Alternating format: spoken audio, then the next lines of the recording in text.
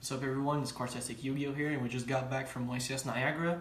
I actually bubbled. I went X3 like last round. I just blew it up, which was kind of unfortunate. I wish I made day 2, but still, I was kind of happy with my performance. Honestly, the only reasons why I lost my matches was because I didn't have a strong enough turn 1 play. I'll get into that later, though. So I got to meet a bunch of cool people like Tomox and DZ. Shoutouts to DZ.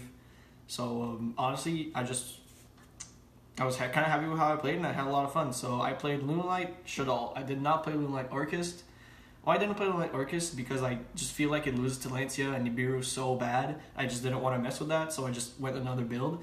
And honestly, it went so well, and some of my opponent made me go first, which it kind of sucked. So let's just get started with the deck profile. I played 3 Kaleido Chick. Of course, staple, you just send your monsters for cost. It's amazing. 3 Tiger, not once per turn, Monster Reborn, super abusable. 2 Martin. Martin's really good, just abuses your Tiger, and also you can, if it's sent to grave by card effect, you get to add a Lunalight spell or trap. You don't really want to draw Martin, but 2 is important, because if they DD Crow it or color grave it, you can just send the other copy and use the effect. The 1 Black Sheep. Black Sheep's really good. If you absolutely need a Lunalight monster, you can just chick effect, send it to grave, and just use Sheep to get it to your hand directly. Sheep comes up, and it's really good. So, also played the 1 Wolf. Wolf gets access to your fusions, and the fusions are like broken, so why not play it right? Zephyros, staple, abuses your Tiger even more. Just like a more level 4 on the field. Just a dark, it's really good. Then for your dangers, I played 2 Mothman, 2 Jackalope, 2 Nessie. The reason why I didn't play 2 Shinyoko is because in the non-Orcust variant, you don't really care about Shinyoko that much. But here, I just wanted to turbo out Mothman as fast as possible, so I just played Nessie and Jackalope just to search it out. Then for your Shaddolls, all I played was 1 Beast, 1 Tiger. 1 Beast with Dragon, sorry. Dragon pops your opponent's spell and traps, and the Beast just draws you a card. It's amazing. Then for your hand traps, I played 3 Ash Blossom. That's all you need. Honestly, I didn't miss any hand traps per se. Ash Blossom's just good against everything. Then I played 3 Tenki because 3 Rhoda is fair, right? Then I played 3 Lunalight Perfume. Everyone knows what this does at this point. You just, not once per turn again, Monster Reborn, and then you can just banish it from grave, discard a card, add a Lunalight, which is bonkers. Lunalight Fusion, more of a controversial pick, but still, I really like this card. It's just Shaddoll Fusion for your Lunalights. You just use a monster from your extra deck or your deck as material, like on top of the monsters you use. It's just a free Leo Dancer if you resolve it. Amazing card. Serenade Dance, really good, Foolish Goods target, but like the on-field effect, just don't even bother to read it. 3 Foolish Goods just to send your spells and traps. 1 Foolish just to trigger your grave effects. Then I played the 3 Shaddoll Fusions. Honestly, ever since I started playing this, I just can't go back to not playing it. This card's an absolute blowout every time I resolve it. This card's a +2 every time. This card just sends your Martin as your fusion spell. You can send your Zephyros just to bounce back your Tiger. You can send Bees to draw a card. Honestly, this card's just amazing. I don't see myself not playing it. 3 Call by the Grave.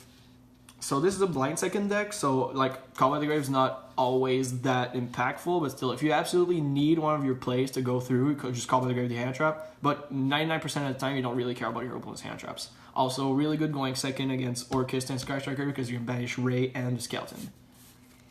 So moving on to the X deck, I played 1 Leo, 1 Panther just to make it. Leo's the most broken boss monster ever made. Saber Dancer, that's one of the advantages that Pure has over the Orcust variant, is that I can safely play Saber Dancer.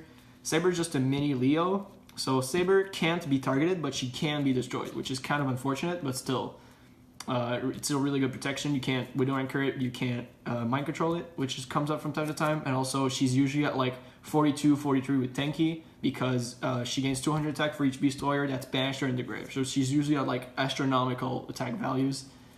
And yeah, so honestly, Saber Dancer is really good. So I played Winda. Winda is just like to send darks with Shaddoll Fusion, but also your opponent can't Nibiru you under Winda, which is like it comes up from time to time, which is always cool. Underclaw just to facilitate OTKs. Which for link climbing, really good. This should have been Abyss Dweller. It came up, I guess, but it's still like I needed turn 1 plays, and this was not a turn 1 play. And this should have been Evil Swarm Nightmare. honestly, I regret playing these two, not because they're not good, but because they just prevented me from having turn 1 boards.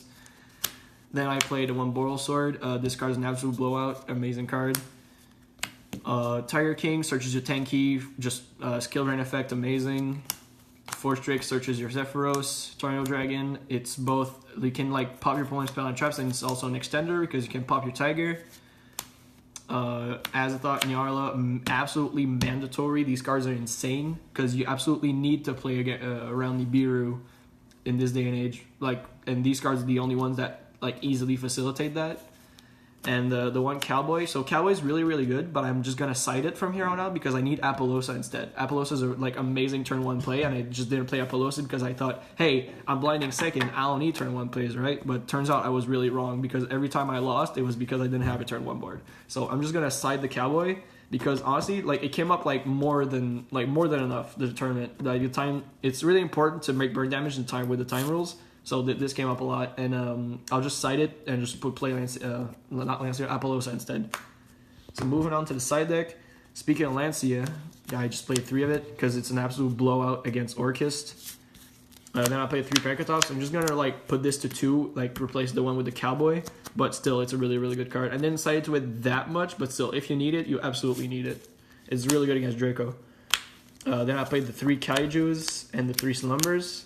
So this engine is absolutely bonkers. It's if you resolve Slumber, it's auto win against Striker. If you just Kaiju their monsters, it's auto win against Striker because they can't activate anything, just OTK them from there. If you've never tried this, absolutely try it. It's amazing. And I played just the 3 red reboot just for the Dracos, the Gurus, and the Altergeists.